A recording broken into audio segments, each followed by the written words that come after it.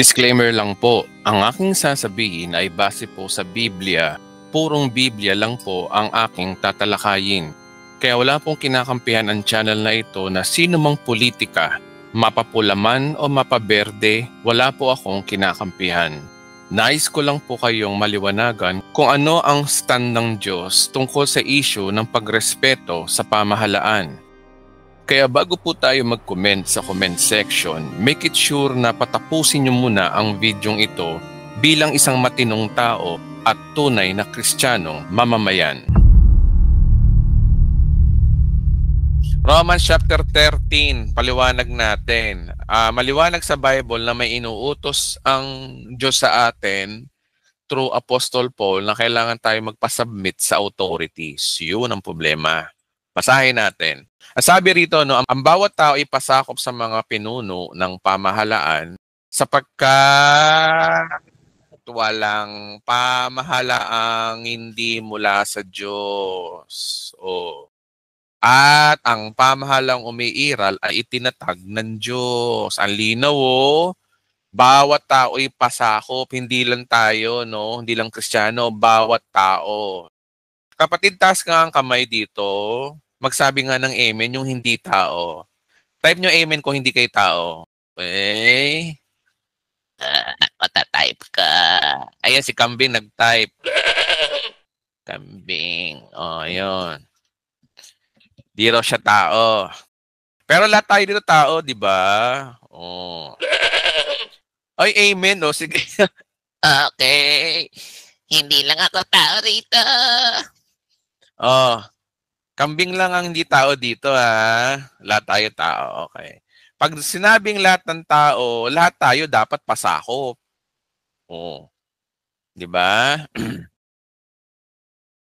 Okay, ang bawat tao ay pasakop sa mga pinuno ng pamahalaan. Guys, so letra por letra, Kaya nga, sapagkat walang pamahalang hindi mula sa Diyos at mga pamahalang umiiral ay tinatag ng Diyos. Basahin po na natin, tapos balikan natin yung verse.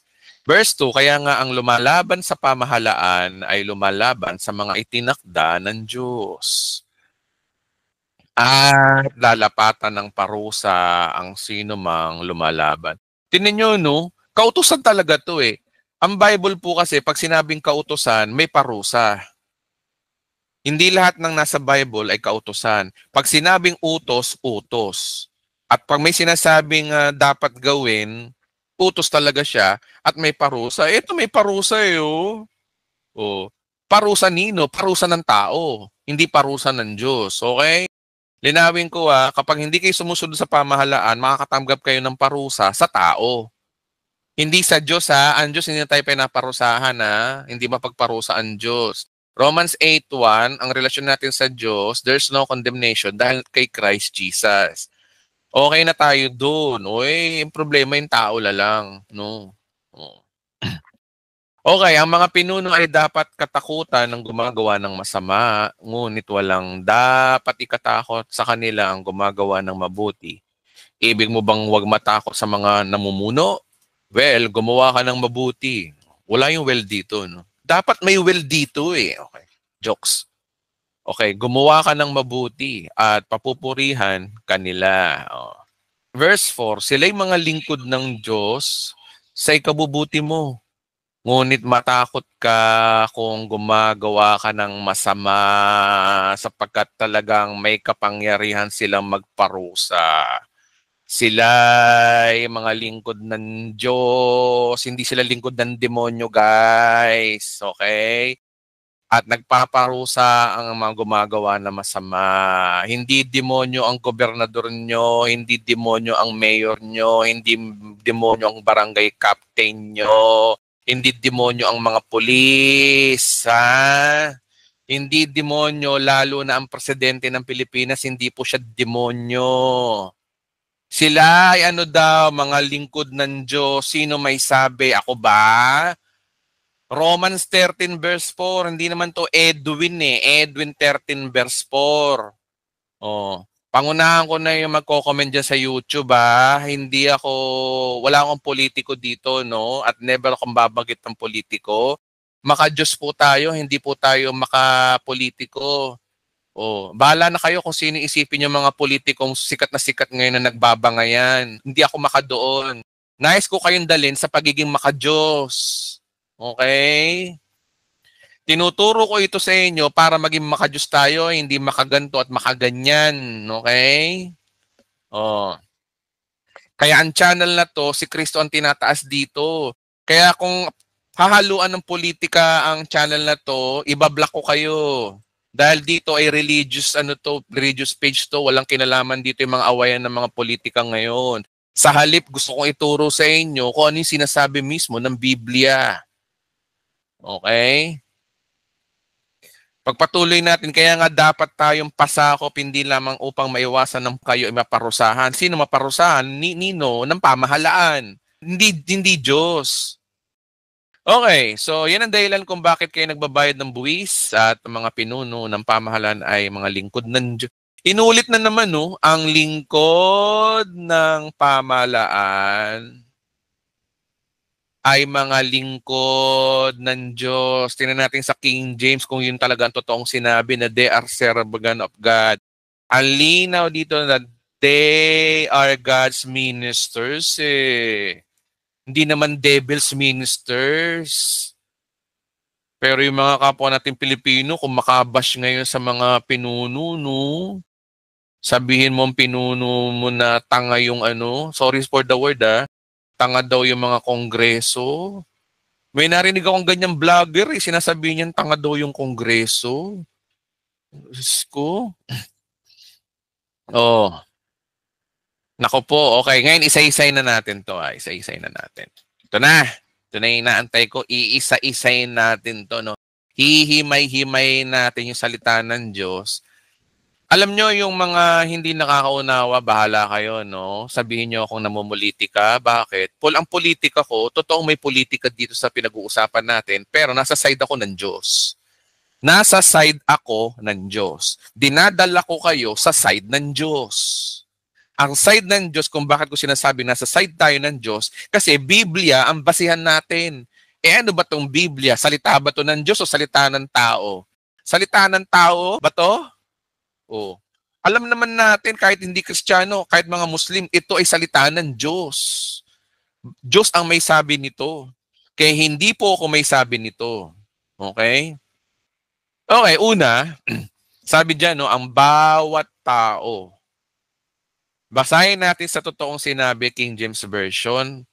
Sabi rito, no, let every soul, utos talaga, be subject to the higher powers. Okay, higher powers means lahat po ng aspeto na andyan. Dapat natin maintindihan pag sinabing authorities, powers, dapat kasi natin maintindihan sa Bible, merong mga binabanggit na authorities, hindi lamang po yung civil authorities. Okay? Dapat din natin maintindihan in general terms, ito ay apat po yan, civil authority, which is yung pinag-uusapan natin ngayon. Pag sinabing civil authority, sila yung presidente, vice-presidente, mga senador, kongreso, gobernador, mayor, konsehal, ano pa ba? Mababa pa, kapitan, kagawad, tanod, mga pulis, mga sundalo. This is a civil authority. Okay? Those are civil authority. Even yung SK chairman, mga kapatid. Basta civil. Civil nga di ba? Pangalawa, yung social authority. Itong social authority nito, ito walang iba kundi yung mga sa trabaho.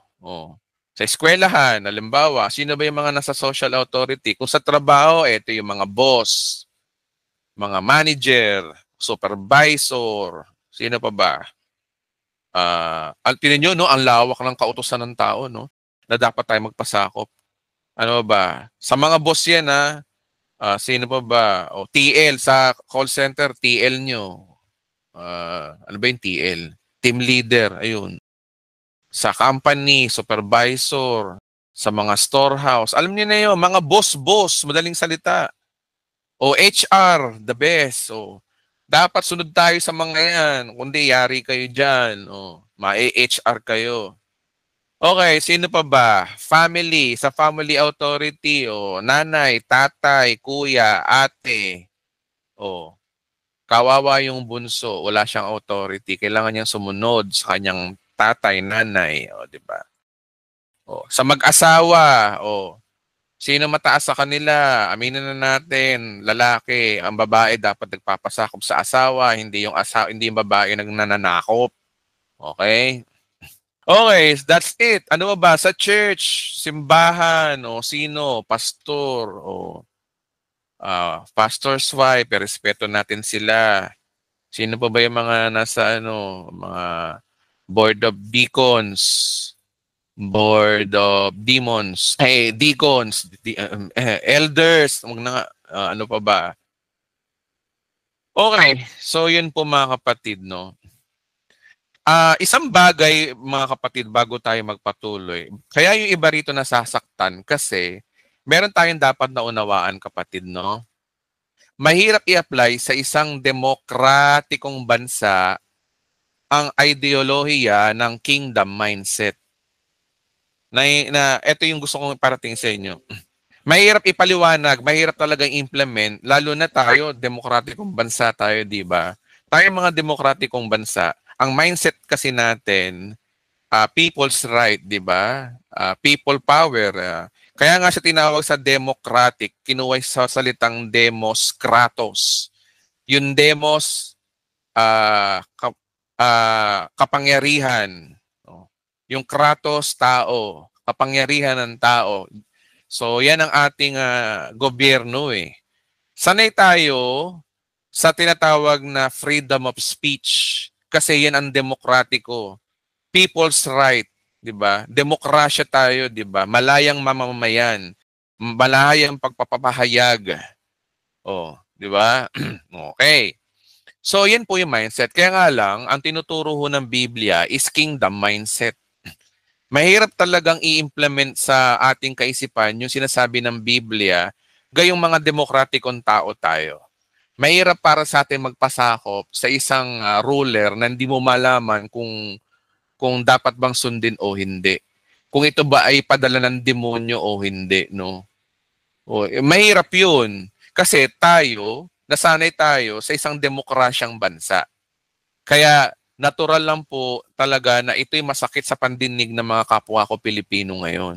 Pero mga kapatid, wala tayong magagawa. Tayo ang mag-adjust. Utos ng Diyos na sumang-ayon tayo sa kautosan ng tao.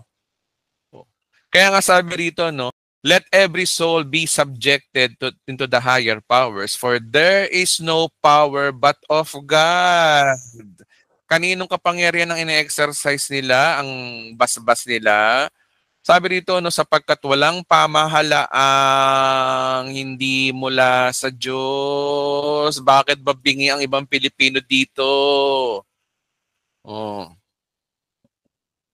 Kikita ko mga kaibigan kong pastor, no, post ng post, no, mura ng mura sa gobyerno natin. Diyos ko, pastor kayo, ganyan kayo, ano ba naman to mga taon to? Hindi naintindihan ang pagiging Kristiyano nila.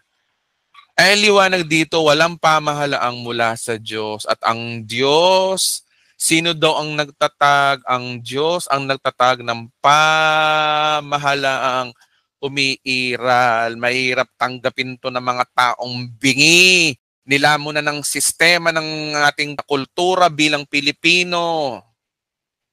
Bingi ito para sa inyo. Alam niyo yung mga bingi dito, mga unbeliever talaga, unbeliever. Kaya kung ikaw sa tingin mo Kristiyano ka pero hindi ka sumasang-ayon sa turong ito, tanungin mo sarili mo kung believer ka ba talaga. Kasi ang mga believer naiintindihan to eh. Okay? Tinuturo ito ng Biblia, ang linaw-linaw, wala pa sa sikat ng araw, ang linaw at ang Diyos daw ang nagtatag ng pamahalaang umiiral. Pamahalang hindi lamang po sa gobyerno, saan? Hindi lamang sa civil authority, social, yung mga boss-boss natin sa trabaho, bigay ng Diyos 'yan. Mamaya malalaman niyo kung bakit. Family, kailangan mo irespeto ang nanay tatay mo kahit na ikaw ang nagpapalamon sa kanila, kahit na ikaw ay may trabaho, sila wala. Sa church, alam naman natin sa church, huwag na natin pag-usapan yan. Diyos ko po, mababanggit ako dyan. Tignan nyo mga kapatid, bigyan ko kayo ng halimbawa para maintindihan natin. Ang tanong kasi dito, alam ba talaga ng Diyos ang ginagawa niya? Paano kung merong, balik tayo sa civil authority, mga leader ng bansa. Maraming mga leader ng bansa na hindi tayo sang-ayon sa mga ginagawa nila. Ang tanong, kung sila ay galing sa Diyos, bakit ganyan sila? Kaya matatanong tuloy ito natin, alam ba talaga ng Diyos ang ginagawa niya? Kasi tinan nyo, no, alam naman natin na walang pangyayari sa mundong ito na hindi kalooban ng Diyos. Lahat ito ay kontrolado ng Diyos. Even yung mga nakaupo ngayon. Even yung mga ayaw na ayaw natin politiko na nakaupo, ba sila na andyan, sad to say, they are there because of God. Ngayon, ang tanong, bakit ganun? 'Di ba? Alam ba talaga ng Diyos ang ginagawa niya? Ngayon, pag-aralan natin sa Bible. Marami mga government authority sa Bible na the best example na dapat nating maintindihan, no? At kauna-unahan nga dito yung istorya ng Israel, yun na lang, istorya ng Israel, 'di ba? Ito yung senaryo na si Abraham kausap ang Diyos, okay? Kausap ng Diyos. At ang Diyos na to ay nangako ng pagpapala kay Abraham. Pero tingnan niyo yung prophecy ng Diyos sa kanya. Ito yung prophecy ng Diyos sa kanya. Sinabi ni Yahweh, ang iyong mga anak, sino ang Israel at apo, ay mag-iibang bayan at magiging alipin doon sa loob ng 400 years. Ngunit paparusahan ko ang bansang aalipin sa kanila at pag alis nila roon ay marami silang kayamanang madadala. Guys, it takes thousands of years bago nangyari to sa Israel. Na hinulaan na, hindi pala hinulaan, nag-prophecy na ang Diyos kay Abraham na 400 years na magiging alipin sa ibang bansa ang kanyang mga inapo. Alam niyo mga kapatid, kung ako kay Abraham, ito yung isang masakit na pangitain na yung magiging anak mo. Parang pinarusahan ng Diyos, magiging alipin. So, ibig sabihin noon pala yung nangyari sa Israel under ng Parao ay kalooban na ng Diyos noon pa. Kaya ang the best example dito, yung leader na Parao. Okay? Yung Parao leader. Ngayon, sabihin mo sa akin, bakit ganun? Harsh tong leader na to. Walang nga tong leader na to Oh. Yan ba'y padala ng Diyos? Sa'yo hindi pabor, pero ang sabi sa Bible, sila ay padala ng Diyos. Walang gobyerno na hindi galing sa Diyos. At maliwanag dito na nakaprophecy na pala na loloobin ng Diyos na mag-ibang bayan at maging alipin ang kanyang Israel sa loob ng 400 years. Ngunit paparusahan ko ang bansang aalipin sa kanila. Where nangyari nga sa Ehipto yun, di ba? Di ba ang leader Parao? Ay alam naman din ng Parao, matigas ang ulo. Pinarusahan ng Israel, di ba? Inalipin. Yung ba'y galing sa Diyos? Sabi rito, nagpapatunay na plano pala ng Diyos yun. Ibig sabihin, plano ng Diyos na magkaroon ng isang leader na minsan ay harsh, minsan ay malupit. Kalooban pala ng Diyos yun. Ano purpose? Mamaya pag-usapan natin kung ano purpose. Pero dapat natin maintindihan, alam ng Diyos ang ginagawa niya sa isang bansa na ang pinuno ay isang harsh.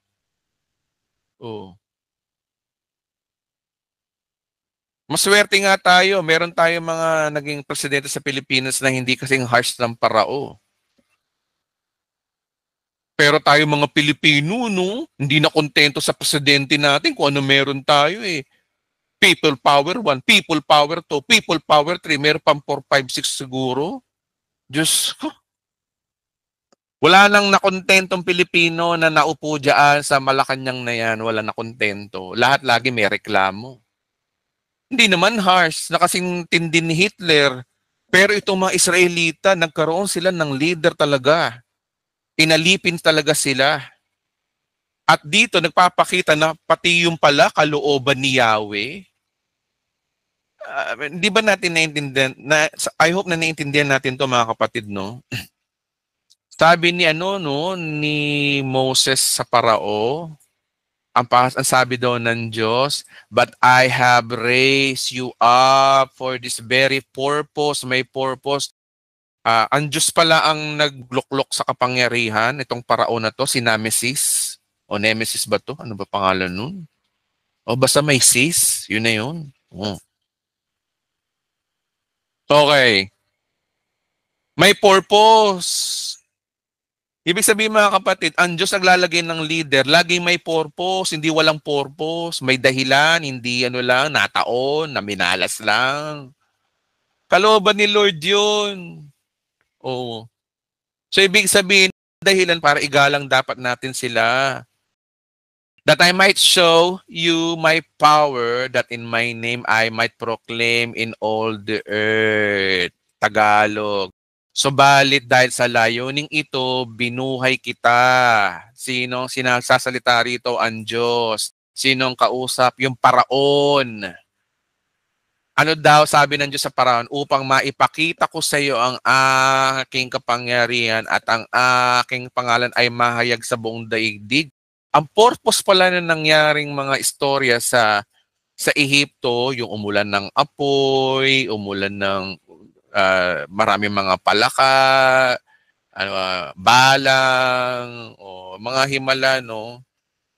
Lahat pa lang yun, pati yung pagdidilim ng buong Ehipto, pati yung pagkamatay ng mga bawat panganay, isinulat ng mga Egyptian historian niya na nangyayari na ang dahilan daw doon ay mapakilala yung Diyos. O baka naman dito sa Pilipinas, gano'n na ang ginagawa ng Diyos. Nais ng Diyos ay pakilala ng Diyos sa atin. Kasi alam nyo, ang problema kasi dito sa Pilipinas, ang mga leader, unbeliever eh. Oh. Mga unbeliever yung mga yan. Pag unbeliever, alam naman natin na sa kadiliman tayo. Oh. Yung problema sa atin, no, kahit mga pastor na, nakikisimpatya pa eh. Nakikiayon pa sa mga unbeliever. Ano ba naman kayo mga pastor kayo? Tuturuan yung miyembro nyo na maging makaganto, makaganyan. Sko. Alam nyo mga kapatid, marami ako mga kilalang pastor, kaibigan ko pastor. Walang ginawa ko hindi ang i-post. Imbis sa salita ng Diyos, yung mga iniidolo nilang Tapos nakikisimpatya yung mga follower niya, mga member niya. Wala nang Bible study sa mga nila, puro ganun ang pinag-uusapan. Okay? Okay, good. Ito ang problema pa sa mga Pilipino, no? Pag tinawag kang pastor, pastor ka talaga. Hindi yung tatakbo ka ng presidente, tatakbo ka ng... Tinan nyo, no, pati itong mga ibang born again Christian na to, na rin, nilamo na rin ng sistema, no? Pastor ka, tinawag ka bilang pastor. Bakit ka tumatakbong presidente? Ano pa ba? Ibig sabihin mga kapatid, wala tayong dapat pinapanigan, kundi kung ano lang yung sinasabi ng Diyos. Ang mga Pilipino ngayon hati, makaganto, makaganyan. Lang, makapula, makaberde ang mga Pilipino ngayon. Dapat tayo hindi makapula, dapat tayo hindi makaberde, dapat tayo makaputi. Ang puti na to ay sumisimbolo ang Diyos. Dapat doon ang political color natin. At ang sinusunod natin, ang kinakampanya natin, salita ng Diyos. O eto nga, pinag-uusapan na nga natin, makinig na nga tayo, nag-o-overtime na naman ako. Wait lang . O yun nangyari doon sa, 'di ba nakilala nila yung Diyos, yung mga parao, 'di ba? Hindi naman naniniwala sa Diyos yan eh. O, naniniwala sila na sila yung Diyos. O pero dito, pinakilala nila na may Diyos talaga, na totoong Diyos. Sa nasusulat, basa, Exodus chapter 8, verse 19, ang linaw na magkagayoy sinabi ng mga salamangkero sa paraon, o mga bulag, ito ay daliri ng Diyos. Ngunit ang puso ng paraon ay nang matigas at hindi niya pinakinggan gaya ng sinasabi ng Panginoon. Nakaprophesy na kasi na tumigas ang puso ng hari. Yun yung mga kapatid, no? Yung pagtigas ng puso ng tao, kalooban din ng Diyos yun eh. Okay? Kaya ganito, paraon, sabi rito, no? Marami kang matutunan dito eh. Naniniwala na yung mga Egyptian na daliri na to ng Diyos, totoong Diyos na. Pero yung puso daw ng paraon ay nagmamatigas at hindi niya pinakinggan. Kasi sinabi na ng Diyos na matigas ang puso ng paraon. Kaya naman pinatigas ng Diyos ang puso ng paraon para may lisensya ang Diyos, ipakita ang kanyang kapangyarihan sa bansang ito. Matigas ang ulo ng leader nyo eh. Di papakitaan ko ng kapangyarihan ko. Nakilala tuloy sa buong mundo kung sino yung Diyos ng Israel. Kung pinipili natin maging maka-Diyos, pag-aralan natin itong pinag-aaralan natin mabuti. Huwag naman kayo basta-basta amen lang ng amen dyan. Tingnan nyo yung Biblia nyo, no? Baka naman mali na yung tinuturo ko. Pero kasi mga kapatid, kita nyo na naman, di ba? Nasa Biblia itong pinag-uusapan natin. Mga kapatid, hindi tayo makapula, hindi tayo makaberde. Dapat makaputi, kulay puti tayo mga kapatid. Kay Jesus Christ tayo.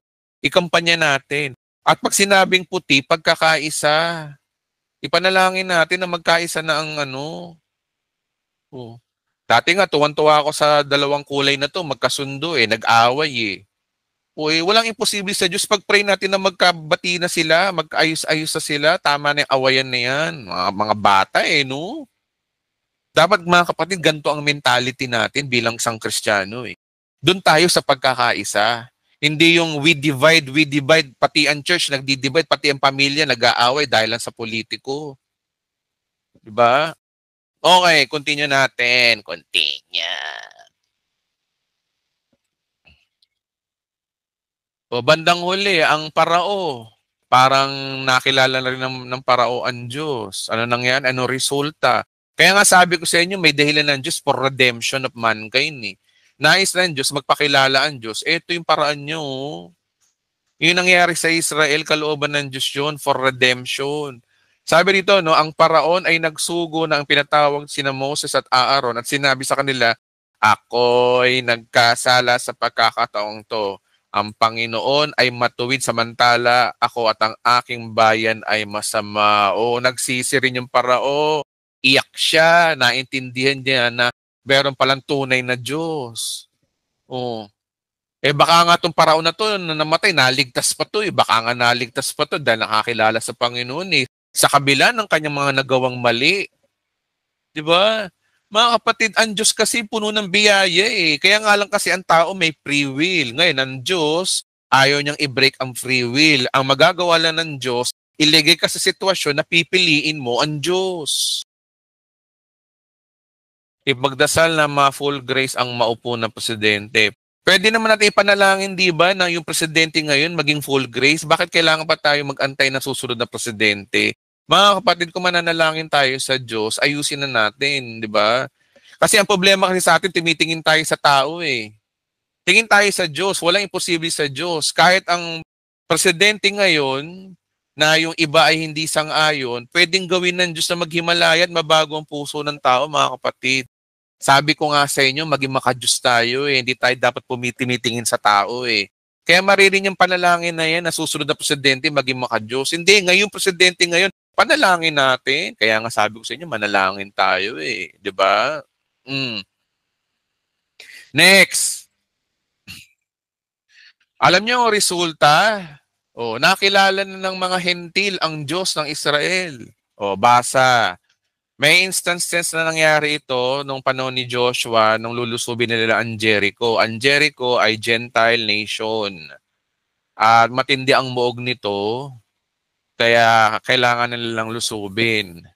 Ngayon, merong isang hentil na nakasulat Basahin natin na Joshua verse 9 to 11.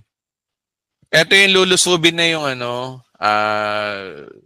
may tik-tik na pumasok doon sa para tulungan yung dalawa na makatakas. Eto sabi at sinabi niya sa mga lalaki, nalalaman ko na ibinigay na sa inyo ng Panginoon ang lupain. Hentil to pero yung Panginoon dito na binabanggit ay tingnan natin sa Hebreo. Pag ito pasok sa Adonai, Diyos nga ng Israel to. That the Lord Yehovah, tama, Yehovah o Adonai o Yehovah, Yahweh, Jewish God. Binanggit dito yung Yahweh o Jehovah o YH daw, o Jehovah daw. Ibig sabihin ganito lang, Diyos ng Israel. O ibig sabihin, tinumon to hentil to, no? Yung Panginoon na binanggit dito, hindi Panginoon lang, kundi Diyos ng Israel ang binanggit ayon sa Hebreo. O. So anong mangyayari? At sinabi sa kanila, alam kong ibinigay na sa inyo ni Yahweh. O. Ang lupaing ito, pag Yahweh, Diyos ng Israel yan. At ang mga taga rito ay takot na takot sa inyo. Nabalitaan namin na paanong pinatayo ni Yahweh ang dagat na pula. Tinan nyo, nag-glory pa yan Diyos, no, na meron palang istorya, yung istorya ng paghati ng dagat na pula, nabalitaan pala ng buong mundo yun. Hanggang ngayon, balita pa rin yun eh. Sino na itaas? Tinan nyo, no, kung hindi mangyayari sa Israel na sila ay maging alipin ng Ehipto at mapaisa ilalim ng isang malupit na leader, hindi mangyayari to na makikilala ng mga hentilang Diyos sa buong mundo eh. So ibig sabihin mga kapatid, ang resulta ng pagkaalipin ng Israel sa ilalim ng parao ay ano talaga for redemption of mankind, makilala ng tao, ang buong hentil, ang Diyos ng Israel. Para malaman nila na ang Diyos ng Israel ang tunay na Diyos. Yun ang purpose ng mga kapatid. Oh. Wala naman kasi maniniwala kay Moses na merong Diyos ang Israel maliban lang magpakita ng himala eh. Kaya nagpakita ang Diyos ang himala. Ngayon, ang Diyos ba magpapakita ng himala ng ganun-ganun na lang? Hindi, kailangan niya dumaan doon sa will ng tao. Kaya tuloy, ang Diyos, pinatigas yung puso ng parao. Oh. Nakikita niyo ba mga kapatid kung paano kumilos ang Diyos? Again, God first priority is not our comfort. God first priority is redemption. Oh. Yung mga namatay sa Inquisition ng panahon ng Reformation, may purpose kung bakit ganun ang kanilang bakit nagkaganoon. Na maraming pinugutan, pinatay. Ang purpose nun for redemption. Sa tingin nyo ba mapupunta sa atin tong Bible na to kung hindi sa dugo ng mga martir? May reason ng Diyos eh. Para ma-preserve yung Bible. Wala tayong mababasang Bible ngayon ng kompleto, inspired by the Word of God, kung hindi sa dugo ng mga martir nung araw, mga pinuguto ng ulo, mga Kristiyano. Oh. Sino yung leader ng panahon na yun? Nero Caesar. Harsh leader yun eh, masamang leader yun eh. Ngayon, dito sa ating bansa, demokrasya tayo. Pag ang presidente o ang sino mang mga mayor o gobernador o kung sino mang mga political leader na hindi akma sa panlasa natin, ang lagi natin tingin ay hindi kalooban ng Diyos, padala ng demonyo yan. Ganon tayo mga katoksik mga Pilipino, hindi natin naiintindihan ang salita ng Diyos. Kung may takot ka sa Diyos, madali ka sumunod sa gobyerno. Kung wala kang takot sa Diyos, lagi ka nagre-rebelde sa gobyerno. Dapat kasi natin maintindihan na hawak ng Diyos ang puso ng tao. Basa. Sabi ko sa inyo, marami pa kayong dapat malaman sa full grace eh. Kaya nga't kinahabagan ng Diyos, ito letra por letra, ang sino mang nais niyang kahabagan. Totoo yun. Desisyon ng Diyos kung sino niya ang nais kahabagan. At sabi ito, at nagiging manhid ang nais niyang maging manhid. Kita nyo na? Ibig sabihin, hawak ng Diyos ang puso ng tao. Kung walang yung leader mo, may galaw ang Diyos dyan, may dahilan ang Diyos dyan. Okay? Tignan nyo, sabi sa kawikaan, basa. Hawak ni Yahweh ang isip, nino daw? Ng isang hari. Ano pa? At naibabaling niya ito kung saan niya igawi. Kita niyo na. Kulang lang ganito ang sinasabi, hawak ng Diyos ang isip ng presidente. at naibabaling niya ito kung saan niya igawi. Bakit? Makapangyarihan ng Diyos. Kaya niyang baguhin ang puso kahit hari at presidente ka pa. Sino yung mga kinaiinisan yung mga politiko?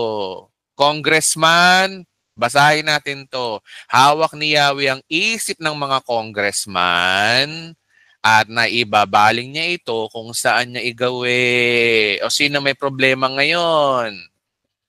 O, Vice President. Hawak ni Yahweh ang isip ng Vice President at maibabaling niya ito kung saan niya igawi.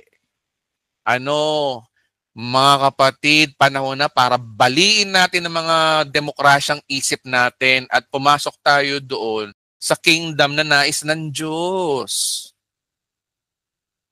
Princess Almonte, halos lahat hawak ng Lord. Hindi halos kapatid, lahat talaga hawak ng Diyos. Totally hawak. Hindi halos lahat kapatid. Kaya kung ano man yung nangyayari sa bansa natin, kalooban ng Diyos yun. O, huwag natin manisin ng tao. Problema sa atin, wala tayong Diyos eh. Parang walang Diyos na may control. Tapos pinagtatanggol pa natin, nakikipag-away pa tayo. Diyos ko Lord. Di ba natin naiintindihan na yun ay kalooban ng Diyos yung mga nangyayari ngayon? Ano ang purpose? Ang purpose, alam naman natin, is for redemption. May plano ang Diyos sa ating bansang Pilipinas. Kaya nga dapat manahimik na lang tayo, manalangin eh. Oh. Sino ba yung mga ayaw natin politiko? Hawak ni Yahweh ang isip ng aking kapitang barangay. At naibabaling niya ito kung saan igawi. May follow-up pa to, no? Ang akala ng tao, lahat ng kilos niya ay wasto, ngunit si Yahweh lang ang nakakasaliksik ng puso. Thou shall not judge other people. Hindi mo alam yung takbo ng puso ng tao, kaya hindi ka dapat nanguhusga. Dapat kasi natin maintindihan, no? Ito ay pakilala ko sa inyo yung Diyos. Mga kapatid, dapat natin makilala ang Diyos eh. Ito dapat, ito Romans 11. Sino nagsasalita? Pablo. Sinong kausap? Romano. Anong panahon to? Panahon ng ating church age, grace age. Sinong kausap dito? Tayong mga Kristiyano. Okay? So kung tayo ang kausap dito, dapat natin tong intindihing mabuti. Romans chapter 11, verse 33. Sabi rito, no? Lubang napakasagana ng kayamanan ng Diyos. Ano daw ang utak ng Diyos, mga kapatid? Hindi matarok ang kanyang karunungan at kaalaman. Sino ang makapagpapaliwanag sa kanyang mga kapasyahan? Wala tayong magagawa kung ayaw mo sa nakaupo. Kasi bakit? Sino ba makapagpaliwanag sa kanyang kapasyahan? Kapasyahan niya yun eh. Desisyon ng Diyos yun eh. Sino ang nakakaunawa ng kanyang pamamaraan? Gaya ng nasusulat, sino ang nakakaalam sa pag-iisip ng Panginoon? Sino ang maaari maging tagapayo niya? Kaya ang tanong sa verse 35, sino ang makapagbibigay ng anuman sa kanya na dapat niyang bayaran sapagkat lahat ng mga bagay sa kanya at sa pamamagitan niya at paghahari niya sa kanyang karangalan. Kaya mga kapatid, umalis na tayo sa mga politika na yan. Maging makadiyos na tayo. Ipagtanggol natin tong salita ng Diyos na to na ating pinag-aaralan. Okay? Pangatlo, hindi naman tayo taga rito eh. Tagalangit tayo eh. Tayo ay alien lang sa mundong to. So, nga natin ipagtanggol yung mga tao dito, no? Ito pa, malupit. Pinakamalupit, Sabi sa 1 Timothy, ito, bombarded kayo ng mga verses dito para makonvince ko kayo na hindi na maging makapula at makaberde. Dapat makaputi na tayo eh. Basa. 1 Timothy chapter 2, verse 2. Ayan mga kapatid, letra por letra. Idalangin rin ninyo ang mga hari. Kita nyo? at makapangyarihan. Idalangin rin ninyo ang mga harit makapangyarihan upang tayo ay makapamuhay ng matahimik, peaceful life, mapayapa, maka-Diyos at marangal. Letra por letra yan mga kapatid. Ang sarap isupalpal tong verse na to sa mga pastor na walang ginawa kundi mangaral sa pulpito na ipinagtatanggol ang politika. Sarap niyong isupalpal to sa inyo. Huwag niyo nang gawin yan, manalangin na lang kayo. Panalangin yung presidente natin, vice-presidente na magkasundo na. Ipanalangin natin yung mga makapangyarihan, itigil ng awayan, tanggapin ng katotohanan, ipanalangin natin yon. Hindi yung makikisimpatya tayo sa galit nila. Nakikigalit pa rin tayo no? Ano daw ang purpose? Upang tayo'y makapamuhay ng matahimik. Tinan nyo, no? Kung tayo ay makikisali sa mga bangayan na yan sa politiko, mag-type ka lang dyan. Pag ang tinype mo ay pabor sa pula, aawayin ka ng berde. Kapag ang tinype mo ay pabor sa berde, aawayin ka ng mga nakapula. Oh. Tapos sasagot ka. Mag-aantay ka ng sagot, kinakabahan ka kung anong sasabihin nila, bandang huli ang dami na pala nambas sa'yo. Sino ngayon ang nagkaroon ng kaguluhan ng pag-iisip? Ano nangyari sa'yo?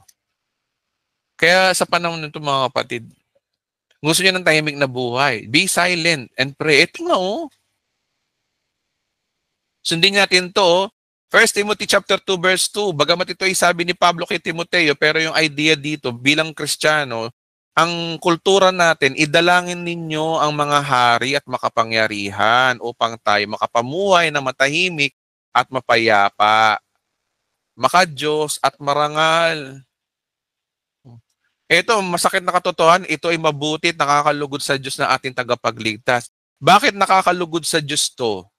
Kasi sinusunod mo yung utos ng Diyos na sumunod sa utos ng mga tao.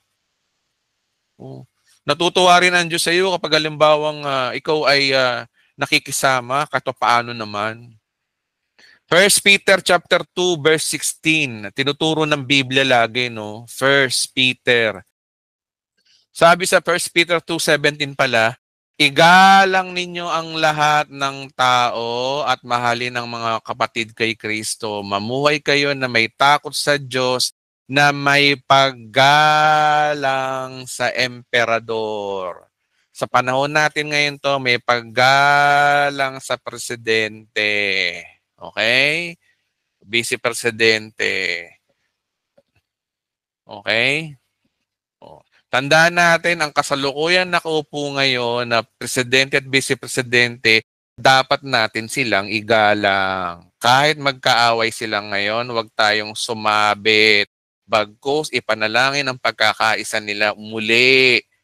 Ma-restore ang kanilang relationship. Hindi yung nakikikampi ka sa berde, nakikikampi ka pa sa pula. Hindi, huwag mo silang pag-awayin. Panalangin natin na magkasundo sila. Blessed are those peacemaker. Dapat peacemaker tayo. Hindi tayo nakikigatong. Okay? Yun ang tamang ugali ng Kristiyano. Huwag natin igayahin yung ibang mga simbahan na nakikisimpatya sa mga politika. Tayo dito sa The Bride of Christ, maka-Diyos tayo. Hindi tayo sumasang-ayon sa mga awayan nila. Wala naman tayong magagawa sa kanila kundi ipanalangin. At manahimik. Ibaling yung attention nyo. Kontrolad, alam ng Diyos ang ginagawa niya.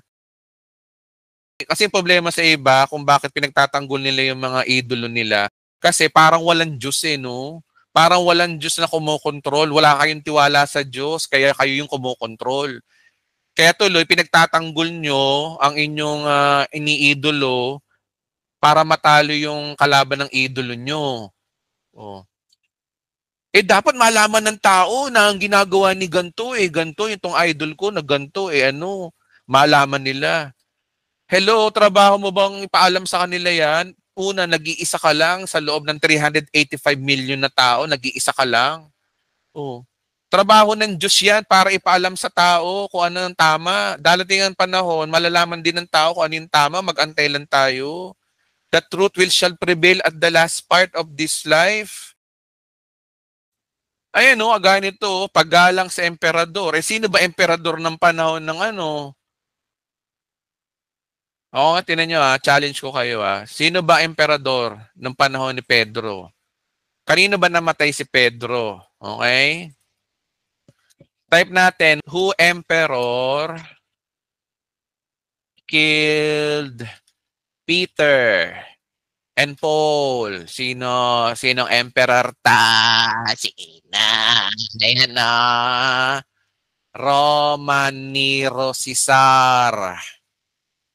According to Christian traditions, both Peter and Paul were executed during the reign of Roman Emperor Nero, with Peter reportedly crucified and Paul beheaded as a part of persecution of Christians of the Great Fire in Rome in 64 AD. Biro mo, no? Ang nagpapatay sa kanila si Emperor Nero. Tapos sasabihin ni Pedro dito, no? Igalang daw ang emperador.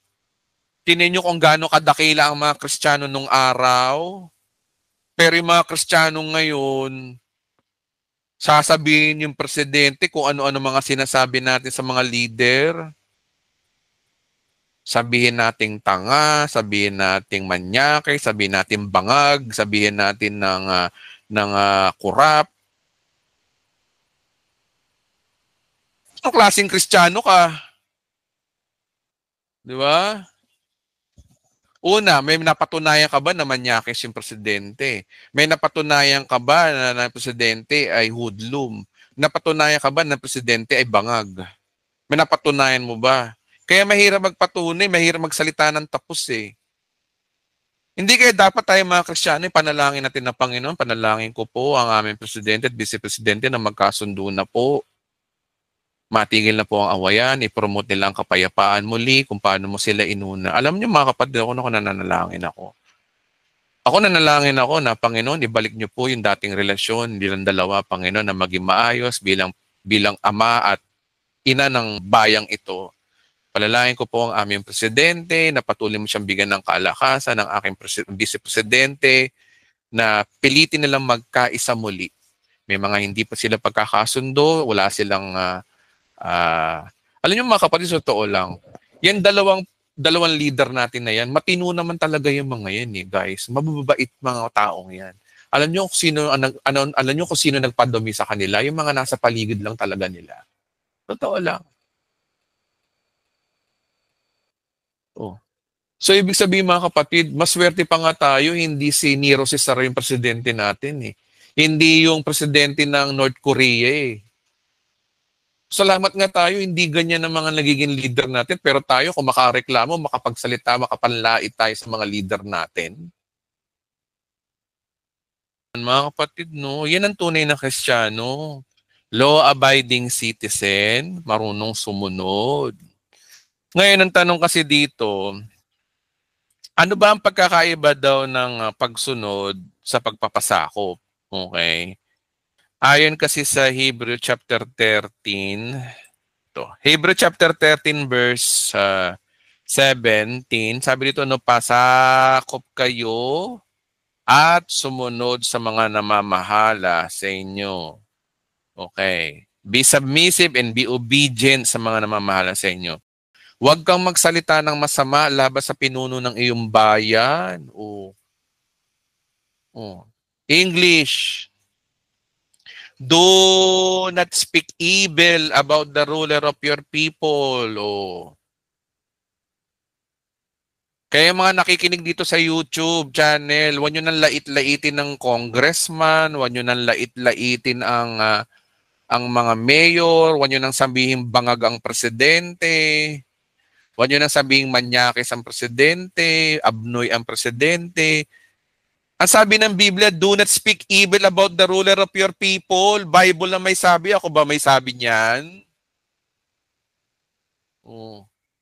Ang nakakahiya naman minsan, Kristiyano na. Ako may nakikita ako, Kristiyano na. mga full grace na. Pero lait pa rin ang lait sa presidente. May nakikita akong ganyan, nakakahiya. Umari hindi nyo alam to, ngayon alam nyo na. Tigil-tigilan nyo na yan. Mamuhay tayo bilang isang Kristiyanong tunay. Si Pablo na nga sabi, do not speak evil about the ruler of your people. Huwag niyong pagsalitaan ng masama ang mga nasa governing authorities. Hindi lamang sa pamahalaan. Kahit sa trabaho, kung nag-uusap-usap ang mga kaempleyado mong galit sa amon mo, pagsabihin nyo na huwag kayong ganyan, hindi yung ikaw pa yung nangunguna. Oo nga, yung amo natin, ano to eh, ganito to eh. Amo natin, matakaw to eh. Ano mo natin, babaero to eh. Yung boss natin, si Sir, ganito eh. Hindi ikaw pa yung nangunguna sa trabaho mo.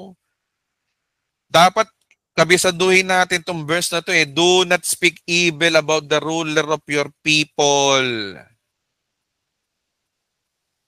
Sa ibang version, yung tunay na version, King James, thou shall not speak evil of the ruler of thy people. Pareho din eh.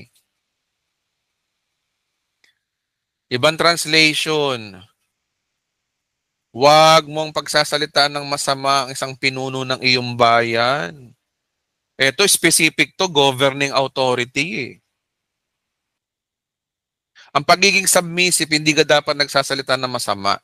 Pwede kang hindi sumunod kung ito ay labag sa utos ng Diyos. Pero yung mga simpleng bagay na huwag kayong magtapon ng basura ng alas 6, o kaya huwag kayong magtapon ng basura mula alas 8 ng umaga pataas, sundin na natin.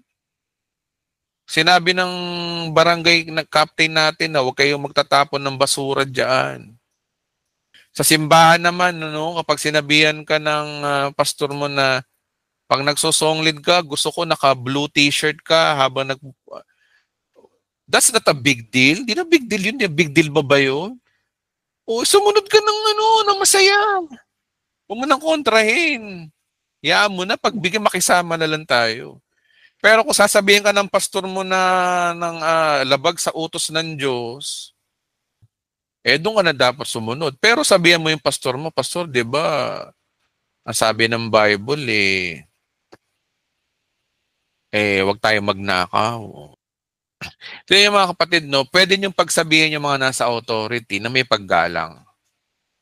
Alam ba, yung teacher mo, mali na yung ginagawa, obligado kayong bumili ng pabilihan ka na. O bili kayo ng ballpen. O bili, dito sa akin na kayo bumili ng na may tinda ako dito. Para makapasa kayo, bili kayo ng ganito. Kayo na sa akin, bumili na kayo sa akin ng, di ba mga kapatid? Nandiyan, iba yung submission sa, sa obedience. So ano ang big idea ho dito mga kapatid? Simple lang. You should follow pa rin. Kailangan tayo magpa-submit.